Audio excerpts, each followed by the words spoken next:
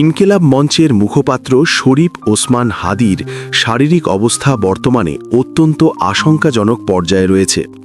রাজধানীর এভারকেয়ার হাসপাতালে চিকিৎসাধীন হাদির আজ সকালে একটি সিটি স্ক্যান করা হয়, যেখানে তার মস্তিষ্কের ফোলা ভাব বা প্রদাহ আগের চেয়ে বৃদ্ধি পাওয়ার বিষয়টি ধরা পড়ে। চিকিৎসকরা এই পরিস্থিতিকে অত্যন্ত উদ্বেগজনক বলে অভিহিত করেছেন। তবে আশার কথা হল, তার কিডনির কার্যকারিতা স্বাভাবিক রয়েছে এবং ফুসফুসের অবস্থাও আগের মতোই অপরিবর্তিত আছে।